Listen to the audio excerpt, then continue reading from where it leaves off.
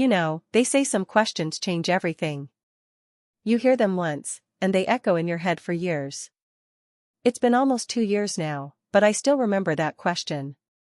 I still remember the way he looked at me, not like a child looking up to an adult, but like someone seeing straight through me.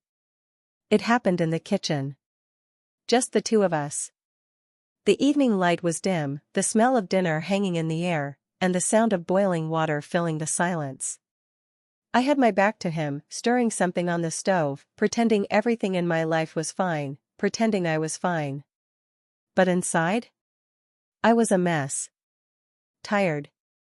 Lonely. Invisible. Then he said it. That question. The one no stepson should ever ask his stepmother. And in that moment, my hands froze. My heart stopped. Because I knew, deep down, that something had shifted. Something I could never undo. I tried to laugh it off at first, to keep things normal, to act like it meant nothing. But the truth? That moment, that one question, it cracked open everything I'd been trying so hard to hold together. You ever had a moment like that? When one small thing, one innocent moment, suddenly feels too heavy, like it's carrying all the loneliness you've been hiding? Yeah. That's exactly what it felt like. The kitchen suddenly felt smaller. The air thicker. I could hear my own heartbeat louder than the boiling water on the stove. And even though I didn't turn around, I could feel his eyes on me. Curious. Searching. It was like he saw the parts of me I'd buried, the parts that hadn't felt alive in a long time.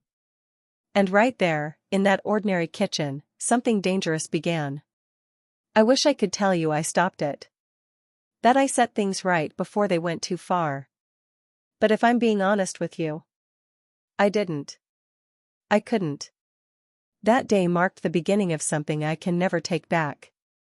So before I tell you what really happened, before I take you through how one question destroyed everything I thought I knew about myself. Pause, soft inhale. Subscribe to Stories by TEE, because sometimes, the truths we hide are the ones that tell the deepest stories. When people look at me from the outside, they probably see a woman who has it all together, a nice home, a husband with a good job, a quiet life that seems stable. But what they don't see, is how lonely it gets inside those walls. My name's Naomi. I'm 38, and for the past 7 years, I've been married to Marcus. He's one of those men who's always busy, always chasing something bigger. Meetings, business trips, late-night calls that never seem to end. And I've spent years convincing myself that it's okay, that it's just what men do when they're building a life for their family. But somewhere along the line, I stopped feeling like part of that life. He'd come home, kiss my forehead, ask about dinner, but never really see me. You know what I mean? When someone looks at you but doesn't actually look at you? That's how it's been for years. I got used to silence. To sleeping on one side of the bed, to cooking meals that went half uneaten, to watching movies alone on the couch. It's funny, you can share a house with someone and still feel like a stranger. Then Dave moved in. Marcus's son from his first marriage. 19 years old. His mother had just remarried, and things weren't working out for him there.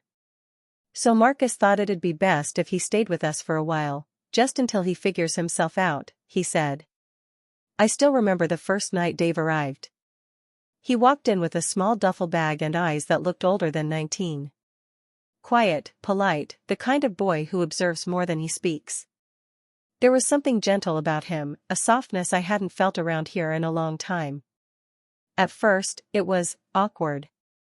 I wasn't sure what role to play. Stepmom? Friend? Stranger?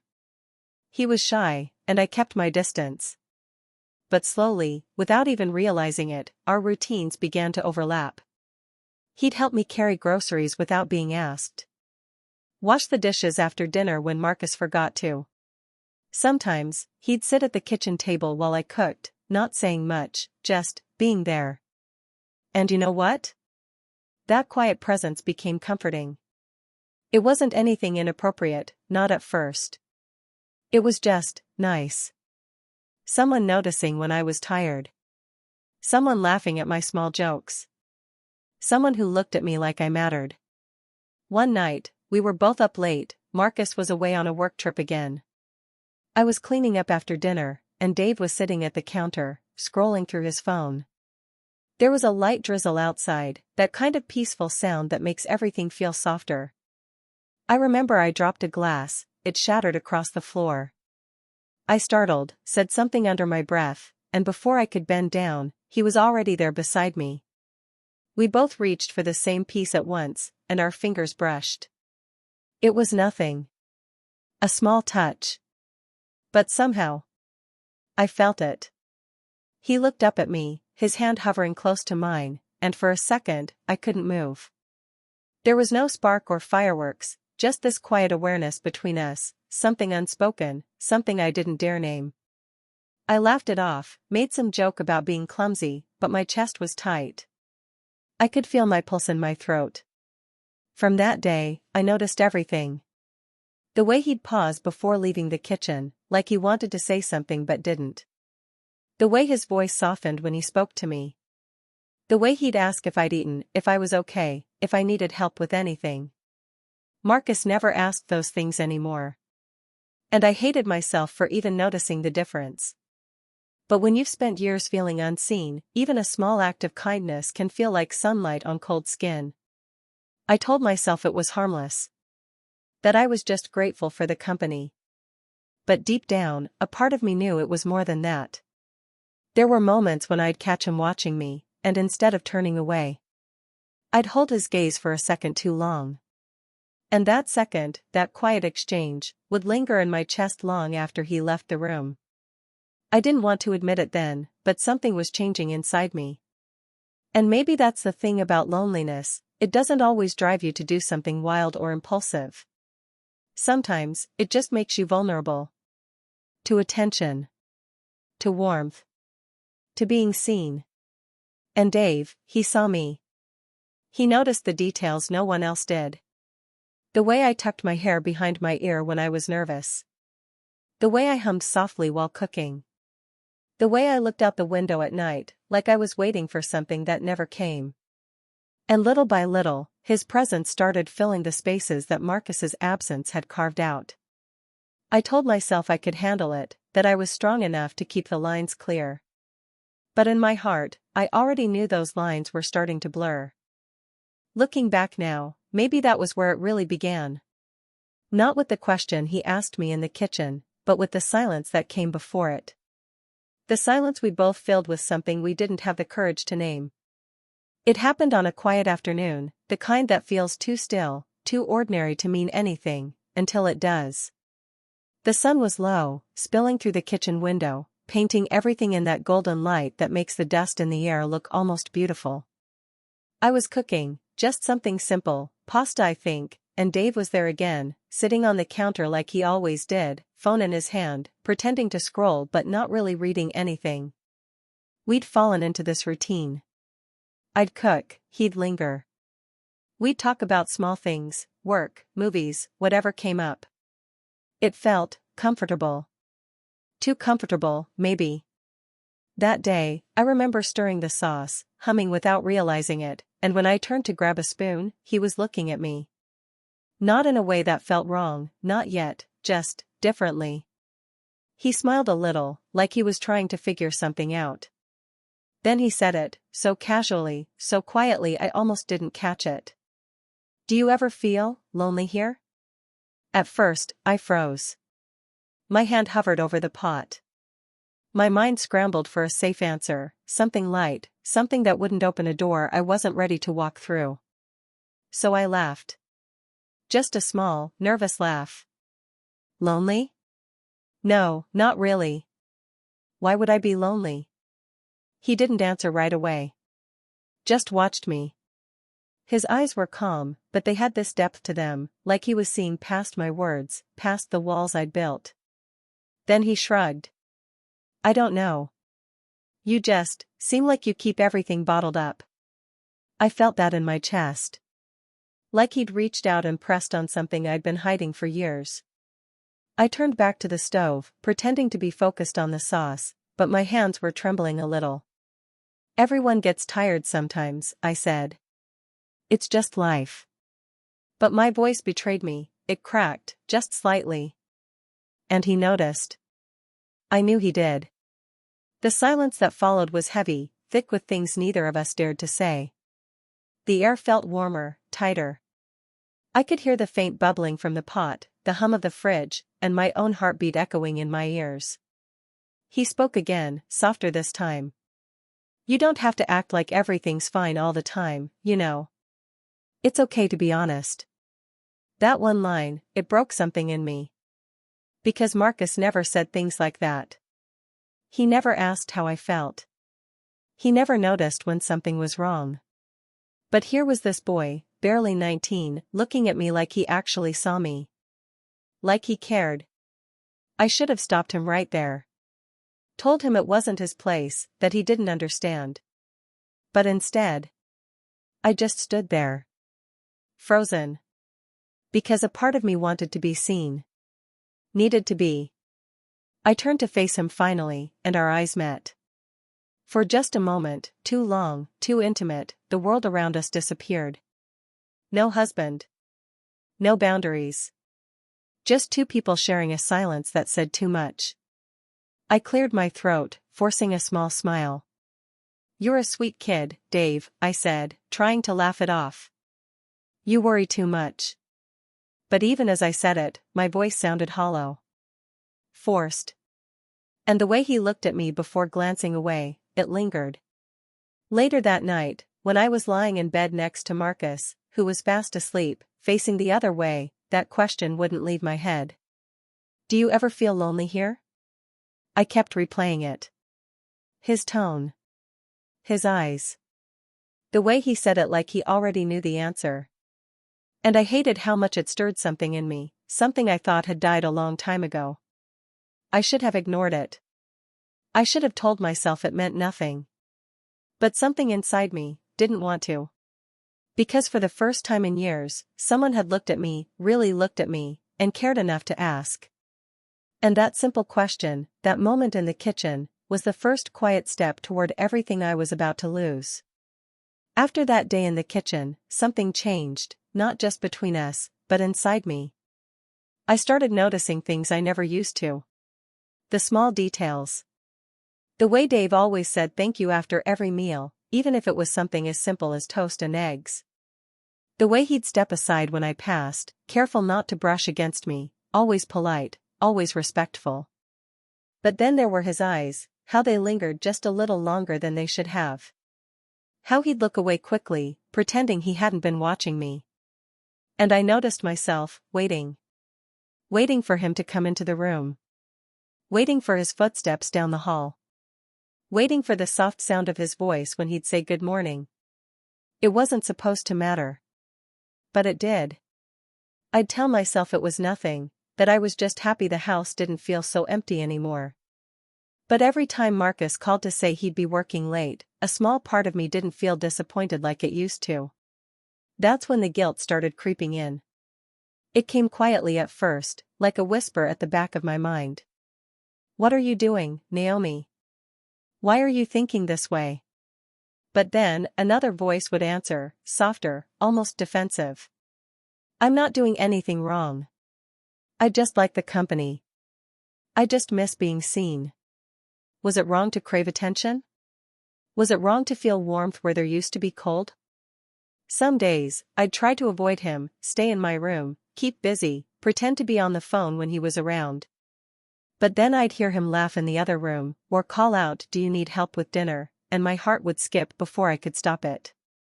It's strange, isn't it? How loneliness can twist simple kindness into something that feels dangerous. Dave never crossed a line. Not once. But every small thing he did started to mean too much. The way he opened the door for me. The way he'd pour an extra cup of coffee, just how I liked it, without asking. The way his eyes softened whenever I sighed or rubbed my temples. It was all so innocent, yet somehow, not innocent at all. There was one morning, a quiet Sunday, when I came downstairs still in my robe. Marcus had left early for a weekend conference, and the house felt still. Dave was sitting at the table, reading something.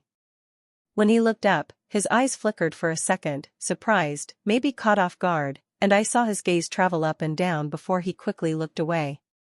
I should have been angry. I should have said something. But instead, I felt my stomach twist, not in fear, but in something else I didn't want to name. I mumbled something about making breakfast, trying to sound casual. My voice shook a little.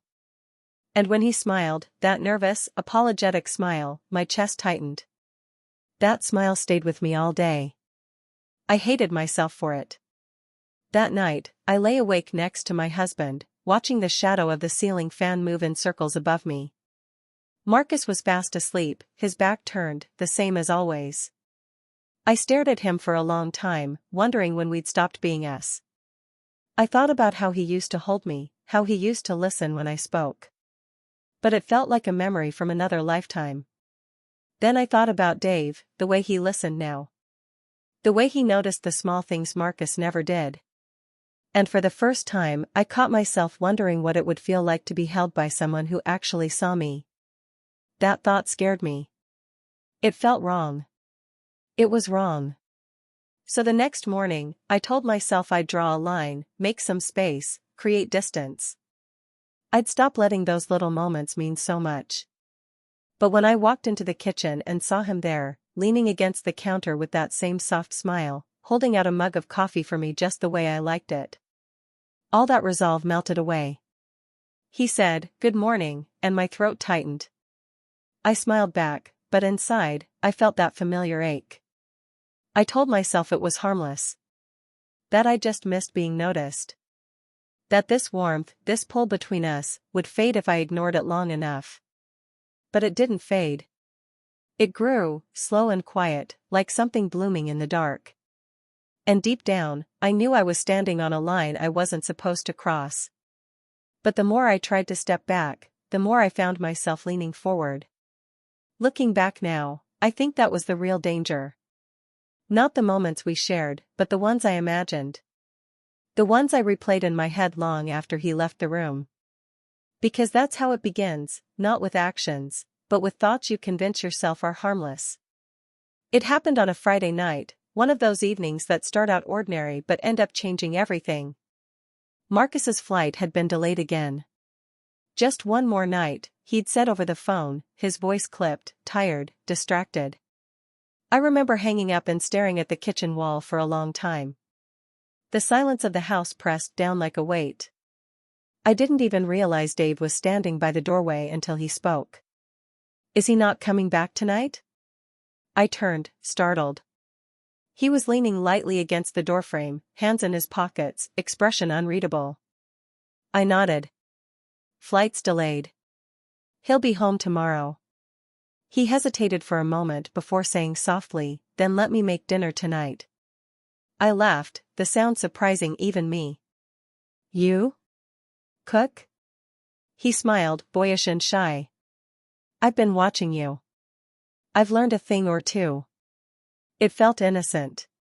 Sweet, even. So I let him. The kitchen filled with warmth, the sound of sizzling oil, the faint scent of garlic, the low hum of the radio in the background. He moved easily, confidently, asking me questions about spices and timing. At one point, he burned his hand slightly on the pan and I instinctively reached out, taking his wrist, checking his skin. It was barely a touch, just a reflex, but the moment my fingers brushed his, something in the air shifted. Neither of us moved for a second. The sound of the radio faded, and for one impossible moment, all I could hear was our breathing. Then I pulled my hand back too quickly.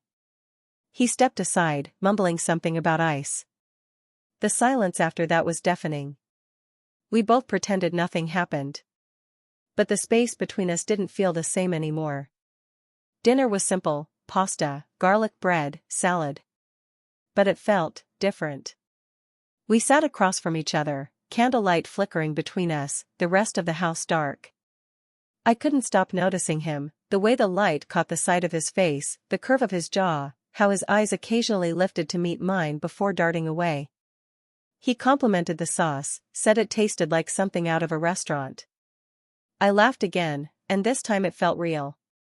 It felt like me, the version I hadn't been in years. And then, as I reached to clear his plate, our hands brushed. It was the lightest touch, but neither of us moved away. Seconds stretched. The air felt heavy, electric. My pulse hammered in my throat. When I finally stood, my chair scraped louder than it should have. I muttered something, I don't even remember what, and started gathering the dishes just to have something to do. Out of the corner of my eye, I saw him watching me. His expression was soft, almost longing. I didn't look back. I couldn't. That night, when I lay in bed, I replayed it over and over, that brief touch, that silence. I told myself it didn't mean anything. That it was just tension, just imagination. But deep down, I knew I was lying.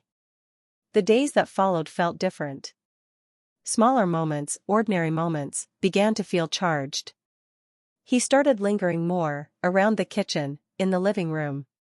He'd sit on the counter while I cooked, asking about my day, teasing me gently about burning toast or forgetting salt. And I'd laugh, too easily, too quickly. Sometimes, when I felt his gaze on me, I'd turn and pretend I hadn't noticed.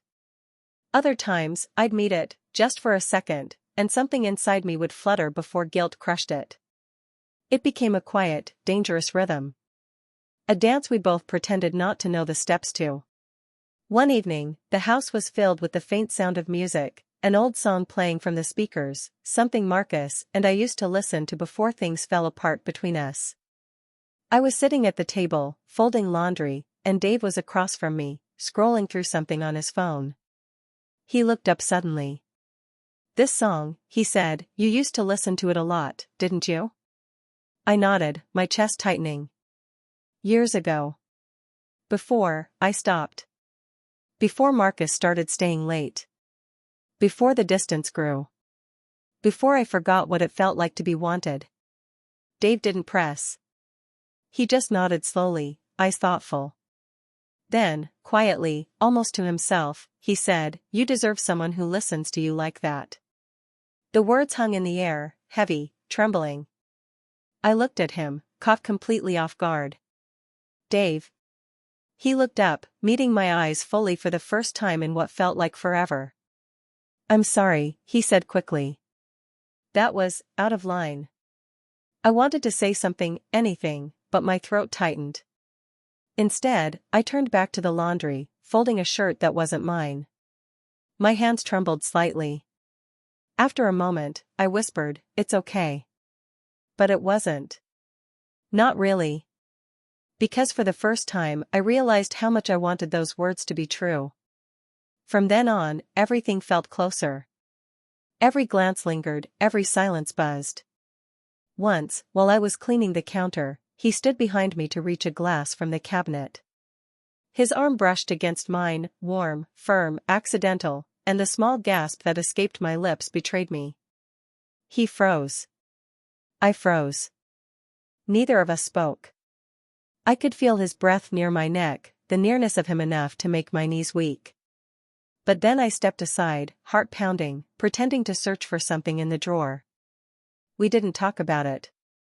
Not then. But the look he gave me before he walked out of the kitchen, a mix of guilt and something deeper, stayed with me long after he was gone. For days after that, we avoided each other more deliberately than ever. He'd stay upstairs longer. I'd make excuses to go out. The tension became unbearable, a storm waiting to break. Until that one evening. The sky was dark, thunder rumbling far in the distance. The air felt heavy, like something was coming. I was sitting on the couch, trying to read, when I heard him come down the stairs. He hesitated near the doorway, like he wasn't sure if he should speak. Then, in a quiet voice, he said, "Can we talk?" I looked up. He was standing there, nervous, serious, eyes filled with something I couldn't quite read. My heart started to race again. "About what?" I asked, though I already knew. He took a breath, stepped closer, then stopped himself. "About what's been happening between us." The room went completely still. The question, the one that shattered whatever fragile line was left between us, had finally been asked. I remember staring at him, at this young man who wasn't supposed to mean anything more than my husband's son, and realizing that everything I'd been denying was now standing right in front of me. And in that moment, I didn't know whether to run or to stay. That night, the rain came without warning. I remember standing by the sink, rinsing a few dishes I didn't really need to clean, just something to keep my hands busy, to keep my thoughts from wandering back to the question he had asked earlier that week. Can we talk about what's been happening between us? His voice had echoed in my head every night since. The thunder rolled softly outside, and the dim light above the counter cast a golden glow across the kitchen. The world felt smaller somehow, quieter, like everything beyond those walls had ceased to exist. Then I heard his footsteps. Slow, steady, deliberate. Dave walked in, wearing that same calm expression he always did, but there was something different in his eyes tonight. Something deeper. He leaned against the doorway, arms folded, just watching me. I tried to keep my voice even. You're up late. He shrugged slightly. Couldn't sleep. Then, after a pause, you couldn't either, could you? I wanted to say I was fine. That I was just restless. But the lie caught in my throat. I turned off the tap, wiped my hands on the towel, and faced him. Dave, we shouldn't keep having these late-night talks. It's not right. He nodded slowly, taking a step closer. You're right, he said softly. But I can't help it. Every time I see you trying to pretend everything's fine, it gets harder to stay quiet. My heart started pounding, not from fear, but from recognition. Because I'd been pretending too. I swallowed hard. Dave, please. He hesitated, searching my face. Then, in a quiet voice that seemed to break through the storm outside, he asked, "Do you ever regret marrying him?" The words hit harder than thunder. I froze. My breath caught halfway in my chest. The question hung in the air between us, dangerous, impossible to answer. I opened my mouth, but no sound came out. Because what could I say? That yes, sometimes I did regret it. That I missed being seen? That I missed being wanted? He stepped closer, just enough for me to see the reflection of the rain light in his eyes. Don't, I whispered, my voice trembling. Don't ask me things like that. He didn't move. Why not? Because it's wrong, I said, trying to sound firm, but it came out fragile, barely holding together. Because I'm your stepmother. He nodded slowly, looking down. I know. And I've tried to stop thinking about it. About you. The room went silent again, the kind of silence that wraps around you, pressing on your chest, making it hard to breathe. When I finally looked up, he was still there, closer than before. Close enough that I could feel the warmth from his body, hear the unsteady rhythm of his breathing. And in that moment, I realized how far I had already fallen. A tear slipped down my cheek, not from sadness, but from the unbearable mix of guilt and longing that tangled inside me. I whispered, almost to myself, we shouldn't be talking like this. He looked at me for a long moment, his eyes soft, aching. Then he said quietly, then tell me to go. But I didn't. I couldn't. Because deep down, something inside me didn't want him to. The thunder outside cracked, sharp and sudden, making us both flinch. The spell broke for just a second, and I turned away, gripping the edge of the counter like it was the only thing keeping me standing. When I looked back, he was still there, but something in his expression had changed. Not boldness, not defiance, just understanding. He whispered, "Good night," and turned to leave. But the silence he left behind wasn't empty. It was loud, echoing with everything we hadn't said, everything we had tried to bury. I stood there for a long time after he walked away, listening to the rain, to the hum of the house, to the sound of my own guilt breathing beside me. That night, I barely slept. I kept replaying his question in my mind. Do you ever regret marrying him? And maybe it wasn't the question that haunted me most. Maybe it was the fact that I didn't have an answer. Because that night, that question, marked the beginning of something I can never take back. After that, nothing was ever the same again. If you've ever found yourself standing at the edge of a choice you knew you shouldn't make, you'll understand what comes next. Don't miss what happens after that night. Subscribe to Stories by TE, because the truth only gets darker from here. The next morning felt wrong. The house was the same sunlight spilling across the kitchen floor, the same smell of coffee drifting through the air, but it didn't feel like home anymore. Dave was already sitting at the table when I came down. He looked up briefly, then back at his plate. "Morning," he said quietly. His voice was polite, too polite. Like every word had been carefully chosen to sound normal. I managed a small smile. "Morning." But my hands trembled as I poured the coffee. The sound of the liquid hitting the cup seemed too loud, too sharp, like even the house knew what had happened the night before, or rather, what almost happened. We ate in silence. Forks clinking. Chairs creaking. Every glance we didn't share screamed louder than any argument could. I wanted to say something, anything, but the words wouldn't come. How do you apologize for something that technically never happened, but somehow already ruined you both? Halfway through breakfast, I heard the sound of tires outside, a car door slamming shut. "Marcus." I froze for a moment before forcing myself to move. Dave stood up too quickly, muttering, "I'll get that," and disappeared down the hallway. By the time Marcus walked in, smiling, suitcase in hand, I had already arranged my face into something that resembled a welcome. He leaned in, kissed my cheek, oblivious to the storm beneath my skin. "Missed you," he said warmly, wrapping an arm around me. I nodded, smiling faintly. "How was the trip?" "Long," he sighed, setting down his bag. "But it's good to be home." My heart twisted at the word home. Because at that moment, standing in the same kitchen where everything had shifted, I realized, it didn't feel like his home anymore. It felt like a secret we were both trapped inside of. Dave returned a minute later, helping Marcus with his luggage, his face calm and unreadable. But I saw it, the way his hand trembled when Marcus thanked him. The way his eyes never once met mine. That afternoon, Marcus talked endlessly about work, about flights, about a deal that almost fell through. I nodded where I needed to, smiled when I had to, all the while feeling my throat tighten with guilt. Every time I glanced at Dave, I saw it, that same quiet torment. The guilt. The distance. The knowing. He barely spoke the rest of the day. And I tried to erase it. To tell myself that nothing had happened. That it was just a moment, a misunderstanding carried away by rain and emotion. But guilt doesn't vanish. It lingers. In the pauses between sentences. In the way your heart stumbles when you hear someone's footsteps behind you. In the way you startle when their name is mentioned, as if it still burns somewhere inside you. That night, lying beside Marcus, listening to the steady rhythm of his breathing, I closed my eyes and tried to find peace.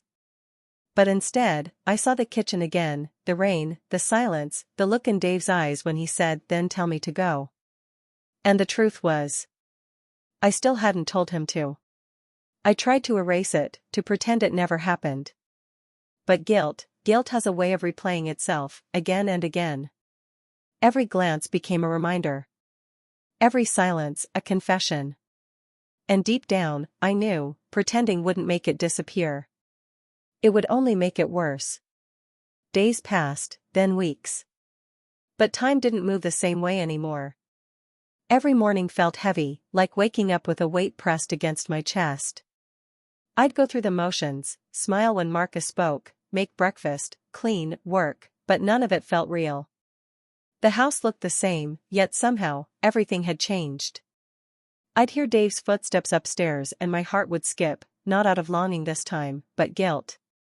That sharp, unrelenting kind of guilt that doesn't fade, it just settles in. I started avoiding him, taking my coffee earlier, waiting until he left to come downstairs, finding excuses to keep busy whenever he was around. But avoidance isn't the same as distance. You can avoid someone's presence, but not their memory. Every glance, every shared silence replayed in my head like a song I couldn't turn off. I used to think loneliness was the worst kind of pain.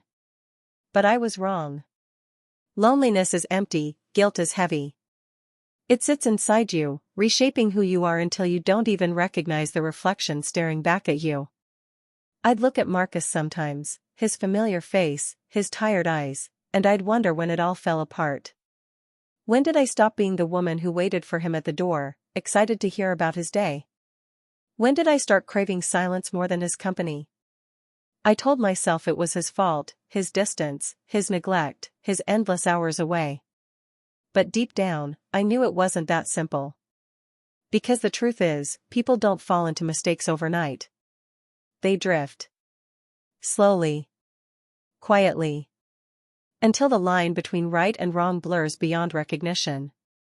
And I had crossed that line, not with action, but with feeling. And that, somehow felt worse. I became the thing I swore I'd never be, a woman who found solace in the wrong place. Those words echoed in my mind like a prayer I didn't deserve to say. There were moments I thought about confessing, to Marcus, to Dave, maybe even to myself. But what good would it do? Would it erase the glances? The lingering touches? The way my heart had betrayed me before my body ever did? No. Some truths don't cleanse you. They just burn everything left untouched. So instead, I carried it, quietly, painfully. Like a scar no one could see, but that I felt every time he walked into the room. Sometimes, guilt isn't punishment. It's a reminder of what's left of your conscience. And mine was still alive. Barely. Beating beneath the weight of everything I couldn't undo. If you were in my position, what would you have done? Would you have told your husband, risked everything, shattered the trust that still barely held you together, just to feel clean again? Or would you have buried it forever, pretending it never happened, carrying the guilt like a secret bruise no one could see? Because sometimes, silence feels safer than honesty. And sometimes, the truth doesn't set you free, it just changes the prison you live in. Tell me, have you ever loved someone, and still found comfort in someone else's presence? Not out of desire, but out of need? That quiet kind of need that fills the spaces where love used to live. I want to know what you think. Should she confess, or stay silent? Type your thoughts below, I read every single one. Because maybe, the only thing heavier than guilt is carrying it alone. And if this story made you feel something, if it made you question love, loyalty, or even yourself, then don't forget to like this video, subscribe, and turn on notifications. There are more stories coming, real, raw, human stories, that test the limits of love, guilt, and temptation. Only on Stories by TE. Where every story isn't just told, it's felt.